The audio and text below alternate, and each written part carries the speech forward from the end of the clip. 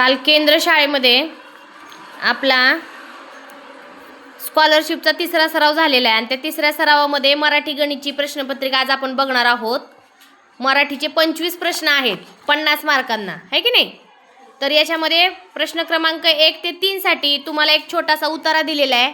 तो उतारा तुम्ही मन लावून वाचायचा आहे आणि त्या उतार्यावर आधारित प्रश्न आहेत ते सोडवायचे। तर उतारा बघा, एकदा सतत नवं शिकायला हवं असे मनाशी ठरवलं तर शिकण्यासारख्या असंख्य गोष्टी आजूबाजूला दिसतात। अगदी निर्जीव गोष्टीही काहीतरी शिकवण देतात। पाणी साचू नका म्हणून सांगतं, नीट लक्ष द्या। वाहतं राहा मग तुमच्या जोडीला संगीत वाहत येईल असं सांगतं। तर झाडं मुळाची माती घट्ट पकडून ठेवा, मग कितीही वादळ आली तरी उन्मळून पडायची भीती मनाला शिवणार नाही असा एक धडा शिकवतात। जेवढे मातीखाली पसराल तेवढे वर उंच आकाशात जाल, फुलाल, बहराल असा पुढचा धडा आपली पानं न उलटता नुसत्या अस्तित्वाने सांगत राहतात। आकाश आपण किती नगण्य आहोत याचा प्रत्यय चांदण्या रात्री आणून देतं। तर समुद्र आपली अमर्याद शक्ती लाटेतून किनाऱ्यावर फुटतानाच तीच आपली मर्यादा आहे असं आपल्या गाजेतून सुचवत असतो। सदैव विद्यार्थी राहणं हा आजच्या जमान्यातील प्रगतीचा मूलमंत्र बनतो आहे आणि एका अर्थाने शिक्षण थांबलं की विकास होणंही थांबतं हे अनुभवता येतं। असा उतारा आहे। उतारा मन लावून वाचायचा आहे। उतार्याचे काही शब्द समजत नसतील तर त्यांचा अर्थ लावायचा आहे आणि नेमकं उतार्यात काय दिलंय ह्याची कल्पना तुम्हाला आली पाहिजे। कशावर आधारित आहे हा उतारा, कारण तुम्हाला कधी कधी उतार्याला नाव सुचवा असा पण प्रश्न असतो कधी कधी, त्याच्यामुळे त्याचा आपल्याला मतितार्थ कळला पाहिजे। प्रश्न पहिला बघा, तुमच्या जोडीला संगीत वाहत येईल असे कोण सांगते? पाणी, झाडे, समुद्र, आकाश। काय उत्तर येईल याचं? पाणी। ती ओळ बघा कुठे आहे? तुमच्या जोडीला संगीत वाहत येईल, तो वरून दुसरी ओळ वाचा। पाणी साचू नका म्हणून सांगतं, वाहत राहा मग तुमच्या जोडीला संगीत वाहत येईल असं सांगतं। उतार्याच्या बाहेर प्रश्न आहे का? उत्तर कुठे सापडतात आपल्याला? त्यामुळे उतारा काळजीपूर्वक तुम्हाला वाचावा लागणार आहे। दुसरा प्रश्न बघा, पाणी आपल्याला काय शिकवतं? साचून राहा, वाहत राहा, कोरडं व्हा, उकळा। स्पष्ट दिले बघा तिथं, वाहत राहा। पाणी साचू नका म्हणून सांगतं, वाहत राहा। उतारा नीट काळजीपूर्वक वाचायचा आहे। बिना वाचता तुम्ही उत्तर द्यायचा प्रयत्न करायचा नाही। मी 1000 वेळा सांगितले, 4ही पर्याय वाचायचे। सानिका, काळजीपूर्वक तोंडात काय काय घातले ते सगळ्यांनी काढा आणि उत्तर द्यायसाठी तोंड उघडा। तेजस्विनी, श्रेया, काय घातले तोंडात?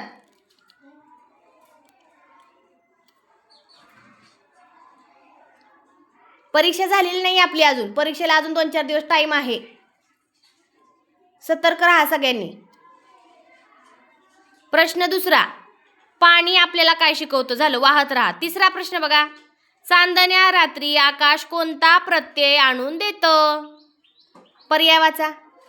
आपण किती महान आहोत, आपण किती क्षुल्लक आहोत, आपण किती शूर आहोत, आपण किती प्रसिद्ध आहोत।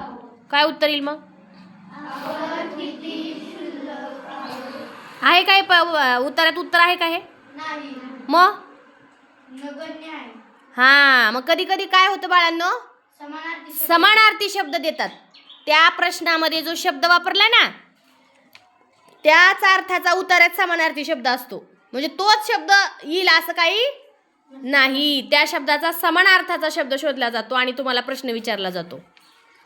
त्यानंतर बघा पुढं आहे कविता। मराठीमध्ये हाच पॅटर्न आहे, एक उतारा झाला की कविता, आणि कविता झाल्यावर कधी कधी संवाद पण असतात, आणि काय असते अजून? जाहिरात। त्याच्यावर आधारित आपल्याला प्रश्न असतात। मग आता कविता आहे, कविता पण असंच करायचं, मन लावून वाचायची, त्याचा अर्थ लावायचा आणि अर्थ शोधायचा. नेमकं कशाच्या संदर्भात ती कविता दिलेली आहे हे तुम्हाला कळलंच पाहिजे. फुलांची बाग. फुलांची बाग आहे सुंदर, तिथे रंगीबेरंगी फुले. गुलाब, कमळ आणि जास्वंद, मोर नाचतो आनंदाने.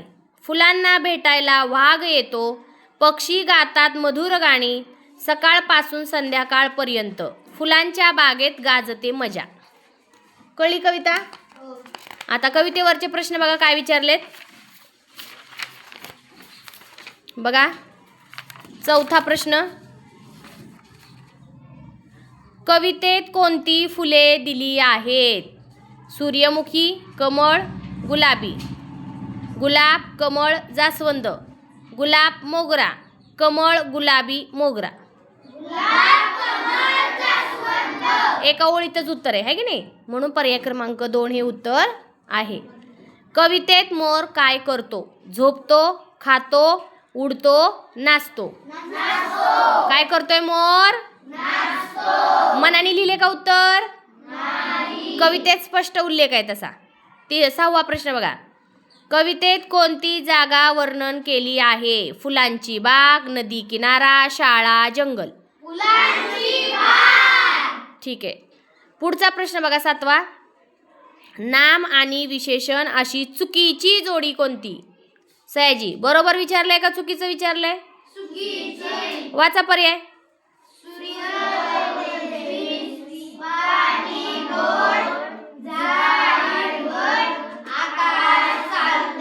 काय चुकीचं आहे मग? काय पाहिजे होतं तिथं?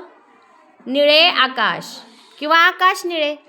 बरोबर ना. विशेषणाची जोडी विचारली आपल्याला. नामाबद्दल विशेष माहिती सांगणारा शब्द म्हणजे विशेषण आहे की नाही. प्रश्न 8वा बघा. खालील वाक्यात कोणते विरामचिन्ह येईल ते सांगा.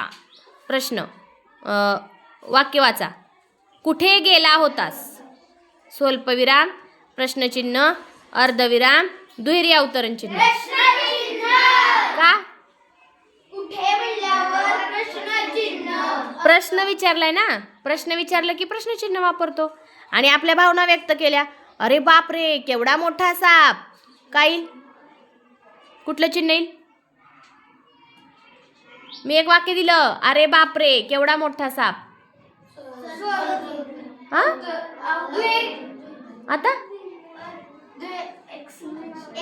अरे ते इंग्लिश मध्ये झालं. मराठी हा उद्गारार्थी. मराठी विस्मरण व्हायला लागले का काय इंग्लिश करून करून? मराठीत आठवे नाही. हा नेक्स्ट 9वा प्रश्न बघा. दिलेल्या काव्यपंक्तीतील क्रियापद ओळखा. क्रियापद म्हणजे क्रियादर्शक. ज्या शब्दामध्ये क्रिया घडली, काही पण करण्याची क्रिया घडली त्याला क्रियापद म्हणायचं. तापी काठची चिकण माती, ओटा तरी बांधू ग बाई. तापी काठची, बाई, बांधू, माती. का? कारण बांधू हे क्रियापद आहे. बांधण्याची क्रिया होते त्याच्यात. कशाची क्रिया होते? बांधण्याची. हा नेक्स्ट 10वा प्रश्न बघा. वर्तमान काळ त्याच्या पर्याय निवडा. हा वर्तमान काळ. मी उद्या कोल्हापूरला जाणार आहे. हा आम्ही मनसोक्त आंबे खाऊ. हा मी आनंदाने उड्या मारल्या. काय निवडाय सांगितले? वर्तमान काळी वाक्य कोणतं आहे? सूर्य पूर्वेला उगवतो. ज्या वाक्याच्या शेवटी ता, ती, ते, तो असतं ते काय असतं? वर्तमान काळ. करतो, खातो, पितो, झोपतो है की नाही. हे झालं वर्तमान काळ. किंवा आहे पण असतं बघा वर्तमान काळात. दुसरं सांगा बरं वाक्य कुठल्या काळाचं आहे? हा गेलाय का तो? नाही जाणार आहे. तिसरं खाऊ म्हणले ना, म्हणजे खाल्ले का? खाण्याची क्रिया व्हायची अजून. चौथं घडून गेली क्रिया. उड्या मारून झाल्या. जी क्रिया आधी घडून गेली तिला आपण भूतकाळ म्हणतो है की नाही. आता मी इंग्लिशमध्ये सांगितले होते बघा तुम्हाला टेन्स. ते सेम टेन्स मराठीत आहेत. पूर्ण वर्तमान काळ, पूर्ण भूतकाळ, पूर्ण भविष्यकाळ, चालू वर्तमान काळ, चालू भूतकाळ, चालू भविष्यकाळ, साधा वर्तमान काळ, साधा भूतकाळ आणि साधा भविष्यकाळ. किती प्रकार आहेत काळाचे मग? 3. सगळे टोटल मिळून 6. अरे वर्तमान काळाचे 3, भूतकाळाचे 3, भविष्यकाळाचे 3. एवढेच आहेत तुम्हाला अभ्यासाला सध्या. अजून एक असतो रीती वर्तमान काळ, रीती भविष्यकाळ, पण ते तुम्हाला नाही आता. ठीक आहे. नेक्स्ट 11वा प्रश्न वाचा. 11वा प्रश्न सांगा मग शुद्ध शब्द कोण आहे?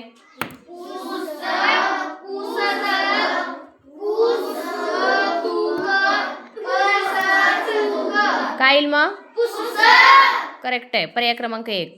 12वा प्रश्न वाचा.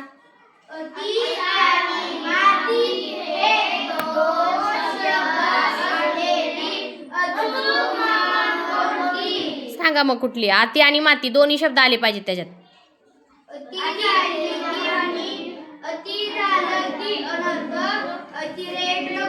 कुठलं मग?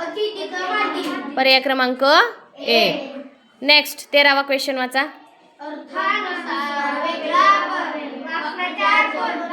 सांगा मग अर्थ वेगळा आहे. चारीपैकी एक जण वेगळं आहे. पर्याय वाचा.